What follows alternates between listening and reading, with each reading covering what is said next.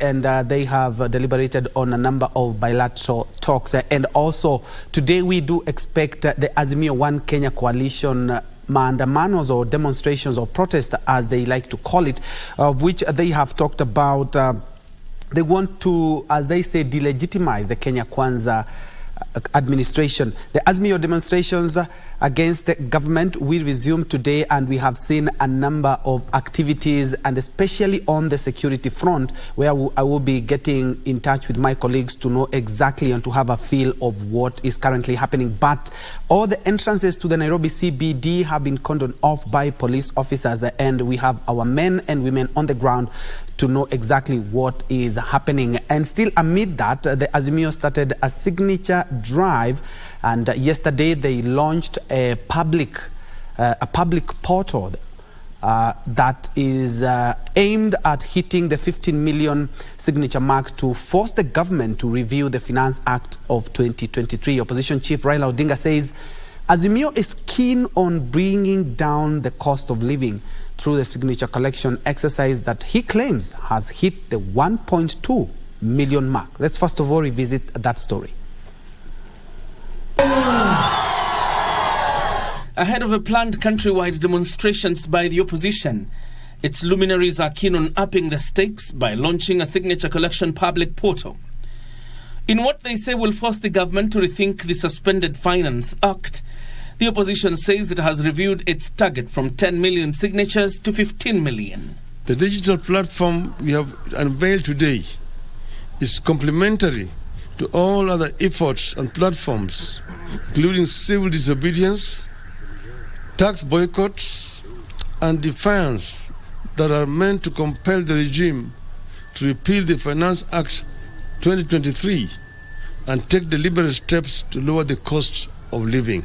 Opposition Chief Raila Odinga alleges the executive has refused to listen to Kenyans to lessen the burden on their shoulders occasioned by the high cost of living, necessitating the action of signature collection.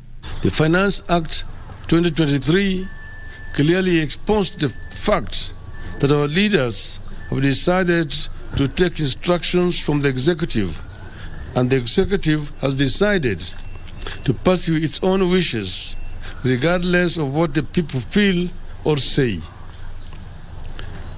Both the legislature and the executive have ganged up against the people, and the people have been left on their own. The opposition is insistent that it will continue with the planned countrywide demonstrations Wednesday as part of its pressure strategy, warning security agencies not to interfere.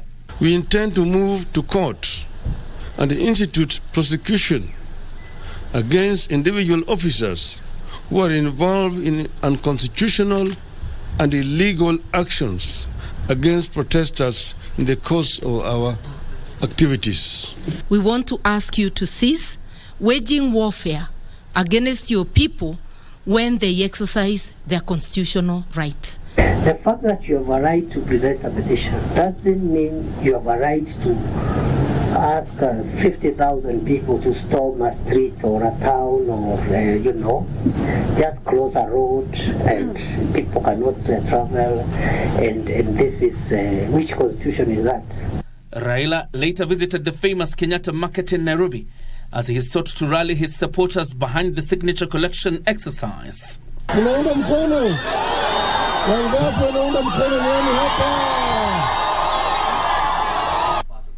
In the meantime, civil society organizations claim police officers used excessive force in dealing with demonstrators during the Friday protests. We call upon the Independent Policing Oversight Authority and the Internal Affairs Unit to investigate all cases of arbitrary arrest, mistreatment and atrocities committed by officers of the National Police Service.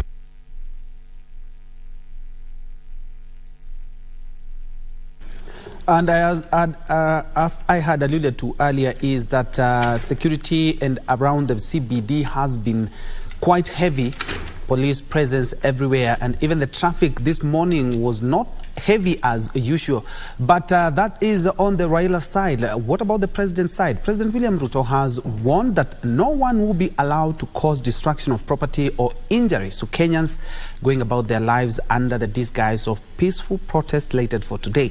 Speaking in Nairobi while issuing title deeds to Embakasi Ranching Company shareholders, the head of state said the government will not bow to pressure from the opposition to abandon its program that he noted had geared towards creating jobs for the unemployed youths. Deputy President Rigathi Gachagua further cautioned that all law offenders will be arrested despite their political status. Give us a minor reports. While issuing title deed to Embakasi Ranching Company shareholders in Embakasi, Nairobi, President Ruto cautioned the Raila Odinga-led Azimio la Umoja One Kenya Alliance over Wednesday protest, saying the government will crack down on all law offenders out to cause mayhem in the country. Wamekasirika na mimi. Ati mimi nataka nichukue vijana wengi waende kazini, watakosa watu ya kufanya maandamano na kutupa mawe. Kwani kuna kijana amezaliwa Kenya hii kufanya maandamano na kutupa mawe? Mimi nataka niwaambie hawa wangwana, sisi tunawajua na tunajua mbinu zenu, na itaanguka vile ilianguka mbeleni na vile inaangukanga kila siku. So musipoteze wakati. Ruto said Azimio coalition is out to sabotage government programs, among them affordable housing, which he said will create at least 1 million jobs for their employed youths. You cannot sabotage the employment of 1 million Kenyans because of selfish political interests. Na mimi siwezi kubali kwamba tuko na nchi ambayo watu wachache wanazuia ndio watu wengi wasifaidike. I will not allow you to sabotage that plan because you have done it for so many years. This is not the year you are going to succeed. The head of state declared the death of 6 people during last Friday's protest, warning that the law will take its course. I will not allow any other Kenyan to lose their life so that somebody can satisfy his political ambition. That is not going to happen. His deputy Rigathi Gachagua further warned that those out to destroy property will not be spared, regardless of their social or political status. Kama mlijaribu kumzuia rais, mkiwa na mamlaka, mkiwa na pesa, mkiwa na polisi, mkiwa na machief, Mungu akakataa. Saa hii mko msituni, mtamsumbua huyu rais na jiagani. The DP said the police will arrest any law offender.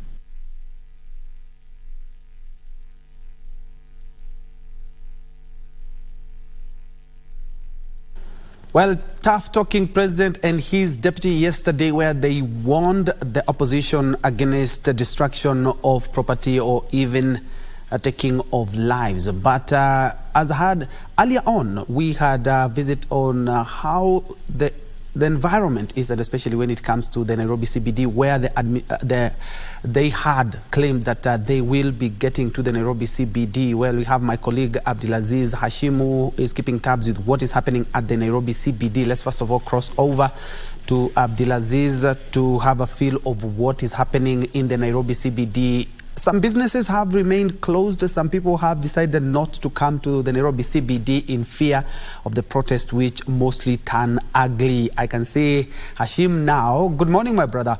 Tell us what is happening at the Nairobi CBD. I can see police behind you.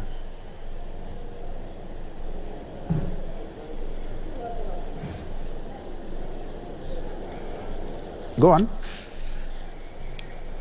Well, good morning to you, Ben. As you can see, we are currently here at the roundabout of the famous Kariakor Market. As you can see behind me, police officers have already mounted a security apparatus, gearing, of course, to what will transpire this particular morning. We do understand that the Azimio leader, Raila Odinga, will be addressing members of the Fourth Estate in the Jivanji Gardens, of course, not Jivanji as well, but Capitol Hill.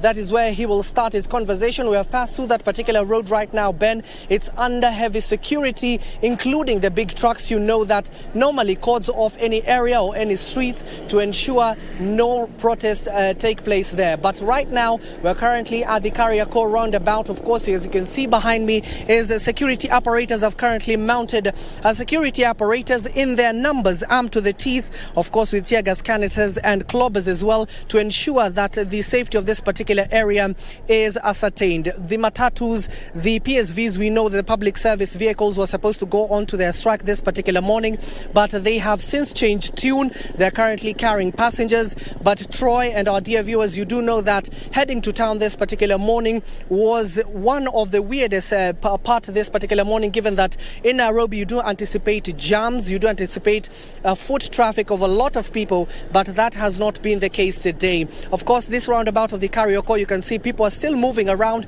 Businesses have been opened, but the situation could change any moment. We do understand that the ODM leader Raila Amolo Odinga, once he finishes in Capitol Hill addressing members of the Fourth Estate and the nation as well, he'll be heading to Kamkunji. Of course, we'll also have that particular coverage for you with Kipnusu, who will be stationed in that particular area.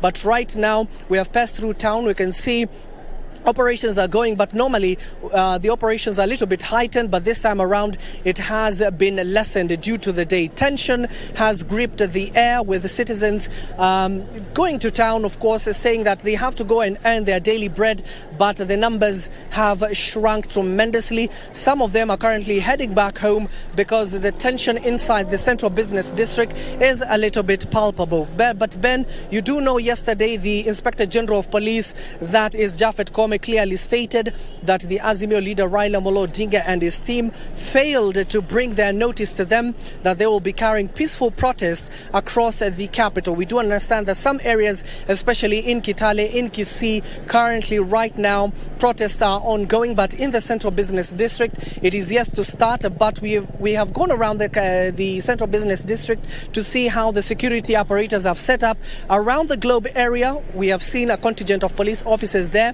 Inside Ronald Ngala as well as Moi Avenue as well, police officers have mounted security apparatus there to ensure the safety of the business operators and the citizenry within the capital as well. But we do understand once the ODM leader Raila Amolo Odinga finishes at Capitol Hill, he'll be heading back to Kamkunji, where he'll address members, of course, of the citizenry who will have congregated there.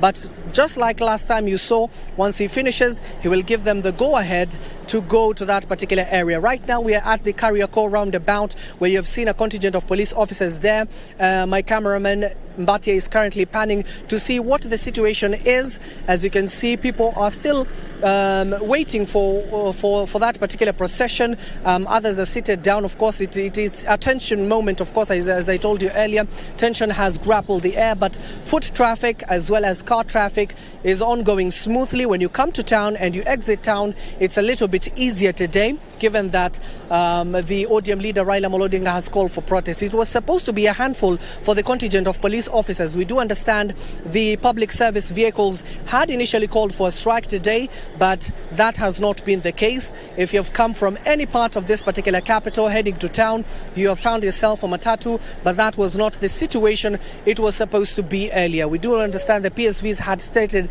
that they will not be taking people to town, given that the fuel prices have gone up and the fares had to be increased by 30%. But right now, the police are here camping at the Kariakor roundabout, ensuring the safety of the revelers and travelers within the central business district. You do understand this road, especially here at Kariakor, is a little bit notorious. Once the ODM leader gives the go-ahead to start the procession, they will come through this particular road, the Kariakor market as well, given that it is the heartbeat of downtown, as they call it. You can enter through the OTC area, you can enter through Jogoo Road, and of course heading back to Pangani and Isli, as well as going to the other side of Ngara. So it is the heartbeat of the downtown area, but the police, as you can see, are armed to the teeth, trying to ensure that there is safety. Of course, we'll be bringing you updates to this particular retrospect.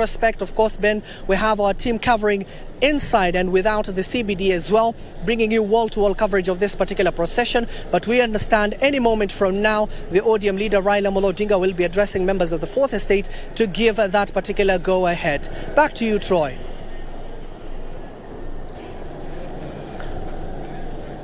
Thank you, my colleague Hashim there at the very busy Karioko roundabout. But as you can see, it's not as busy as it's always been, and the police have mounted a security apparatus there because they know that some of the demonstrators would want to get into the city through the downtown, but they have said that that is not going to happen. And talking about, we have our reporters on the ground to ensure that we are kept afloat on what is happening. We also have Regina Manyara, who is in Voi in the great county of Taita Taveta. And she is keeping tabs with what is currently happening. Remember, the Azimio Brigade had called on all Kenyans from all walks of life from the 47 counties to ensure that they also participate in this civil disobedience and also the demonstrations as they have already alleged. We'll be crossing over to Regina Manyara, who is in Voi, to give us a feel of what is happening there. Do you have any demonstrations there?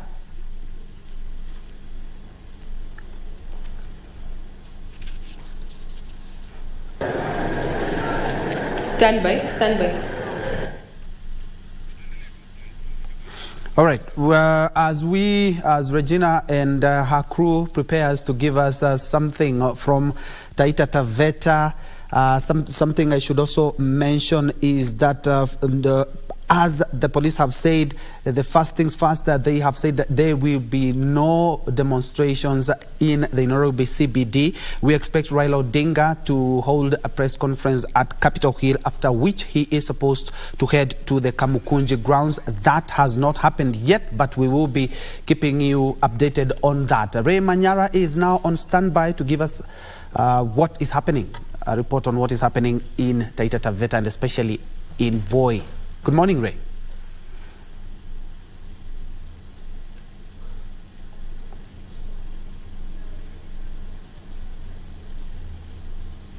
Thank you very much, Ben Troy. Yes, we are live from Voi, which is part of, the main towns and constituencies within Taita Taveta County.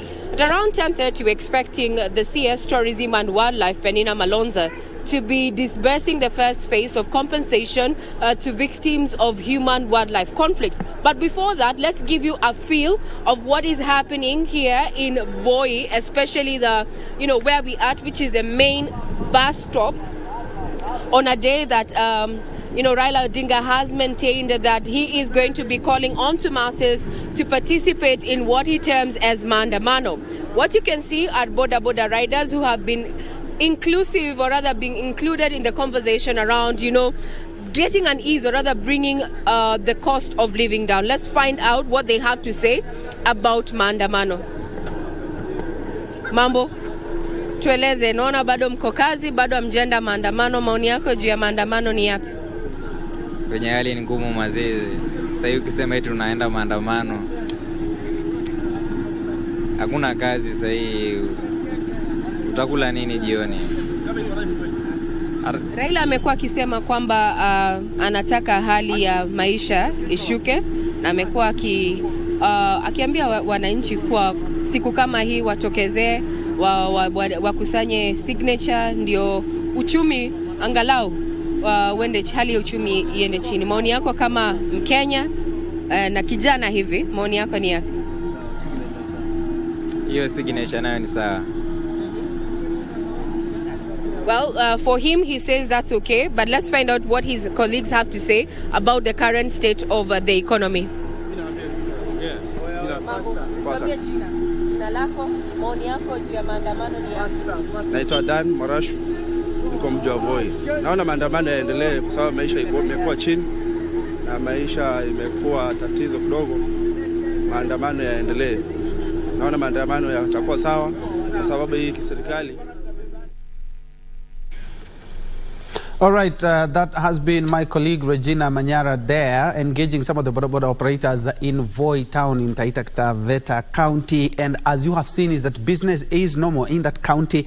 Well, to be honest, the coastal counties of Kilifi, Taita Taveta, Mombasa have not quite embraced the maandamanos and participated in the protest since they began. You do remember they began during the bipartisan talks. Stalemate, business as usual, and they've talked about the cost of living is a little bit high. So participating in some of the activities are supposed to eat up a lot of your, consume a lot of your time, and the high cost of living. That is why they have decided to just go about their normal duties. We will having our reporters to keep us updated on that report, but allow me now to bring in my panel of experts who have been also following up on what Azimio have planned and what is happening in the country.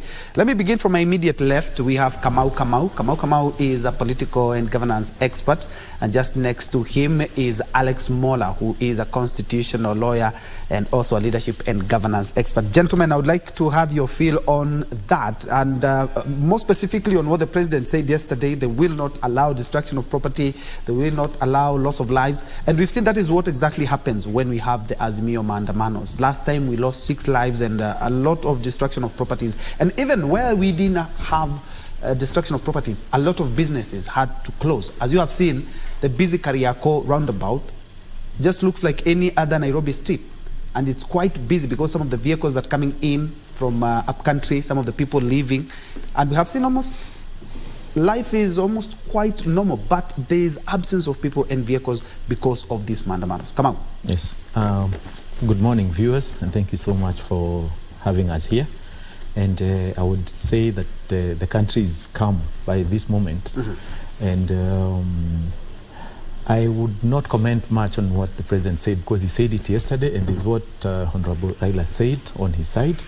But as a country, we need to have a sober moment and ask ourselves where we are, and as a country, and where we were then, and simply take a walk on ourselves and ask ourselves, where are we and what do we need to do so that we can get our country back to the stage of unity. Because now, as things look, there are those who are pulling on this side, and there are those who are pulling on this other side.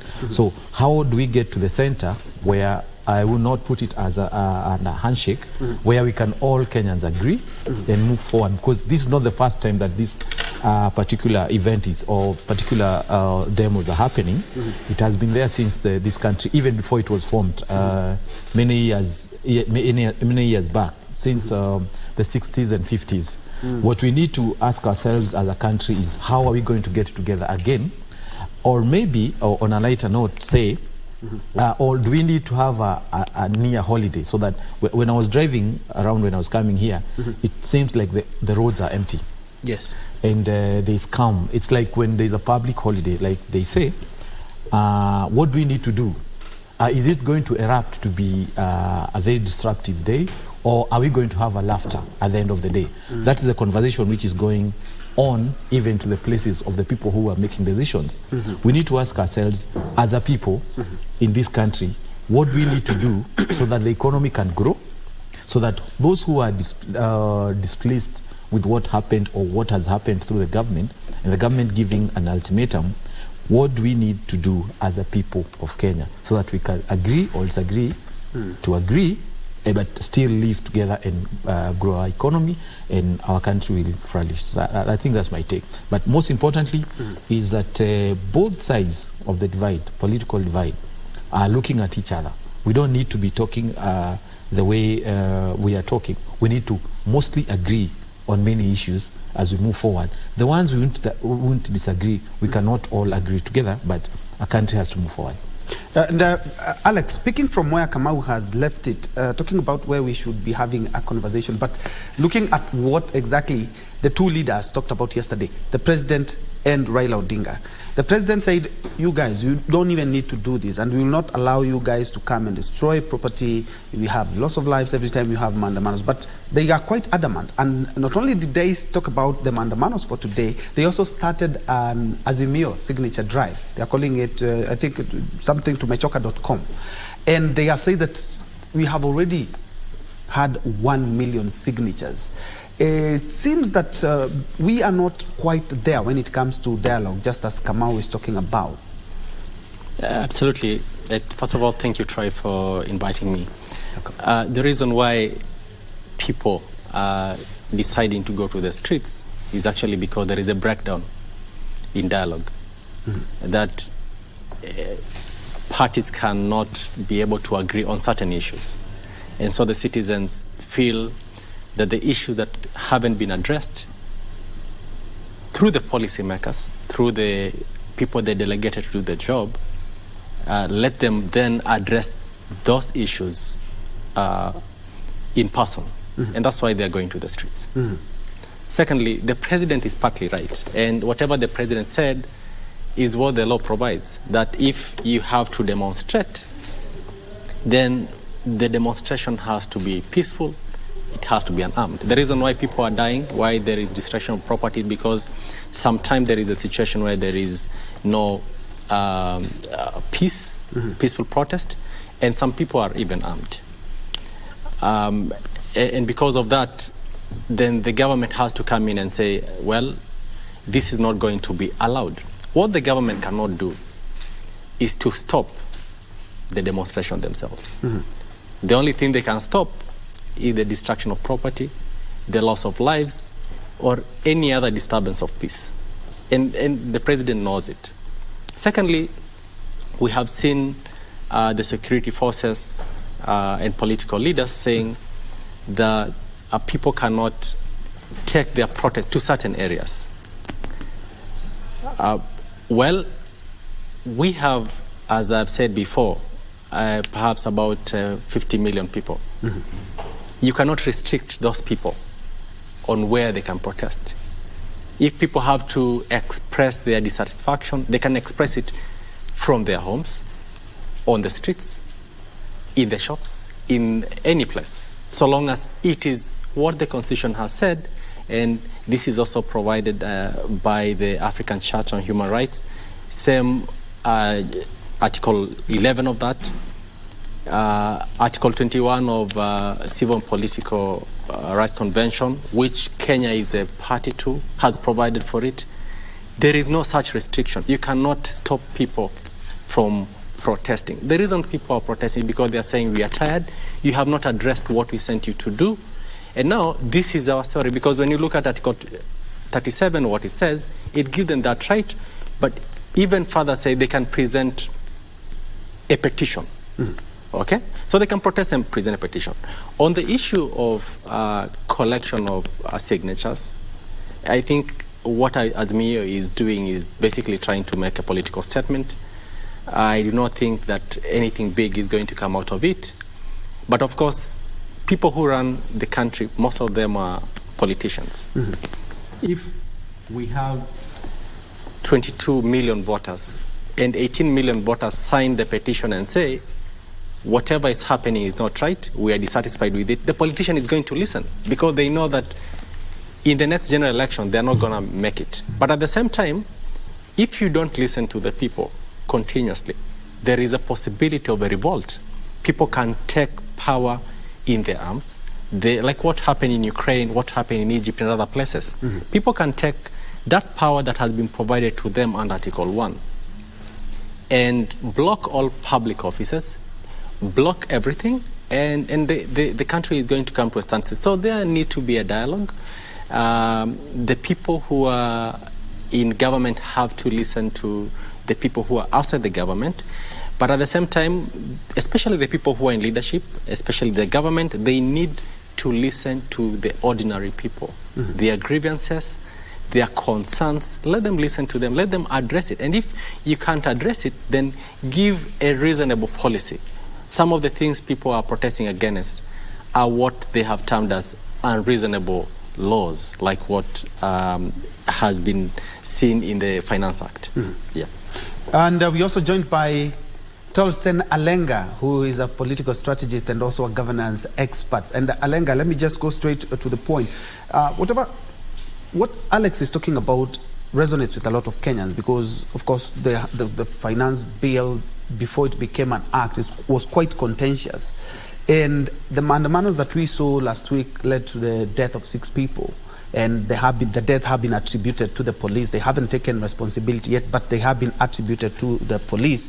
And we have seen in France, just a couple of days ago, we had massive protest in regards to a young man, a 17-year-old boy who was fatally shot by police. And not only that, a couple of months ago, the French were also protesting against a law in regards to the health sector. We have seen protests in the United States. We have seen protests in developed countries. We've seen even protests here in Africa. But one thing that happens in our case study in Kenya is that it's police against protesters, as opposed to police providing security for the protesters, which is in part what has led to the loss of lives. Troy, first of all, thank you for your invitation this morning. I truly appreciate, and good morning to our viewers wherever they are watching us from. Straight into your question of our state of protest and entirely how we carry out Article 37 of the Constitution, there is a lot that leaves questions, because ideally we have to look at this situation from this perspective. Number one of the issues that is precipitating these demonstrations is the Finance Act that was recently assented to by the President. That Finance Act, first of all, had 1,000 memoranda submitted towards it, and 970 of them were against it. So ideally, Kenyans were speaking and trying to say there's a problem here. But what kind of government do we have? We have a contentious government, one that is always trying to prove a point. So we are here where we are because, number one, we have not gotten over the election win, and we are still celebrating it, and we are still pushing it to the people, trying to tell them, yes, we won. But ideally, what I would say is, today, the election is over, and we cannot overturn anything to the effect. So for Kenya Kwanza regime, they have to realize that right now they are no longer dealing with their competitors in the election like Raila Odinga and the others. They are now dealing with Kenyans. It's now Kenyans facing them. It's now Kenyans asking questions. And these questions are so legitimate, to the sense that when the VAT is calibrated upwards from 8% to 16%, it is not Azimio people that are going to suffer. It is not Raila Odinga that is going to suffer. To all intents and purposes, I don't think even Raila Odinga will suffer, even if a litre of fuel was 500 shillings. But the people that are suffering are those people that voted for the regime, and those people who participated in the elections, and all those people who call Kenya home. We have no other place to call home.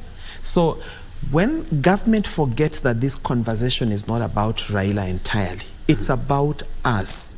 Raila is only a man representing some million of voices.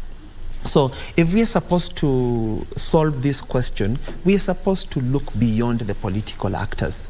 Can government listen to Kenyans for once? Because those people who go out to demonstrate, are not all of them are not Raila's children. They come from different communities. They come from different political persuasions, and not even all of them voted for Azimio. So these are Kenyans speaking. So we have to start by asking ourselves, is there anything wrong that needs fixing in this country? Absolutely yes. At this juncture, if we are going to implement that act, what implication is it going to have on us, the people of Kenya? Are we going to be taxed until we fall down, we drop dead? Are we going to be taxed until we have nothing more to offer? So why is this regime silent? I mean, it has blocked its ears completely to the plight of the common man, and they have decided to choose Raila Odinga and the other Azimio guys as the boogeyman.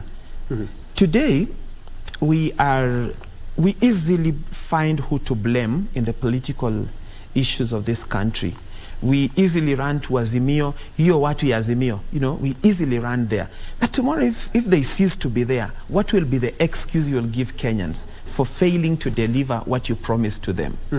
Ideally, where this country is at a place where we have to ask ourselves, are we really having a government that cares for us?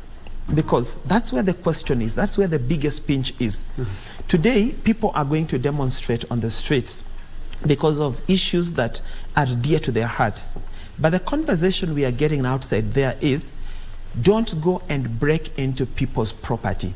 But the germane question, Troy, would be, how many Kenyans have property? You know, for me to care about damaging property, I'm asking myself, what do I have to lose? So these are people that have been relegated to the lowest rudimentary levels of humanity. And they have nothing to lose. And you're addressing them and telling them, bora msivunje mali ya mwananchi. You know, you are even giving them an insight. Okay, there are those who are even having mali when we are suffering on the streets, you see. So ideally, that is not where we should be going. Any life lost in the demonstrations matters a lot, and to those people that have lost that particular person. We have had a demonstration that claimed 6 lives, but our leaders have chosen to speak about the glasses that were broken, the road signs that were broken, but they're not speaking to these people that lost their lives, and they will never come back. Even if you fix Kenya and it's now heavenly, they will never get an opportunity to live again. So why don't we just care about country? All right, and Kamau, I'll be coming to you with this question, because in the morning when I was coming, I happened to turn on the radio and found a station where the UDA Secretary General was being hosted in the morning, and he talked about the former Premier, Raila Odinga, needs to be arrested. Okay, hold the thought, hold the thought. You will be talking about that. Remember, he is even sitting at the cabinet. So we are talking about somebody who sits at the top of decision-making organ in the country. But for maandamanos and more maandamanos, let's first of all cross over to the lakeside city of